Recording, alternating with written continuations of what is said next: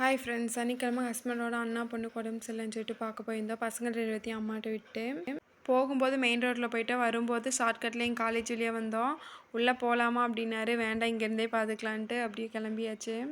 நான் காலேஜ் படிக்கும்போது phone use பண்ணல. அப்போ எனக்கு இன்ட்ரெஸ்ட்டும் இல்லை ஃபோன் மேலே. எனக்கு ஃபோன் வேணும்னு நானும் கேட்கல, வீட்லேயும் வாங்கி தரல. நான் தேர்ட் இயர் படிக்கும்போது தான் எனக்கு ஃபோன் வேணும்னு கேட்டேன். செகண்ட் இயர் படிக்கும்போது ஒரு நாள் மத்தியானம் மேல் தான் காலேஜ் இருந்துச்சு. அதுக்கு முன்னாடி நாளே பிளான் பண்ணிட்டோம், எல்லோரும் மலம்ச்சிமட்டிலேருந்து நடந்து போய்க்கலாம் அப்படின்னு சொல்லிட்டு. நான் பொள்ளாச்சி, ஃப்ரெண்ட்ஸ் எல்லாம் உக்கடம் சைடு. அவங்கெல்லாம் மலம்ச்சிமட்டியில் கொஞ்ச நேரம் நின்றுட்டு என்னை காணுன்னு சொல்லிட்டு நடந்து போயிட்டாங்க.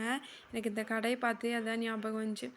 நான் மலம்ச்சிமட்டியில் இருந்துட்டு கொஞ்ச நேரம் நின்று பார்த்துட்டு காணுன்னு சொல்லிட்டு கொஞ்சம் தூரம் நடந்து இந்த கடையில் ரொம்ப நேரம் நின்றுட்டேன். அப்போ இந்த கடை மளிகை கடையாக இருந்துச்சு.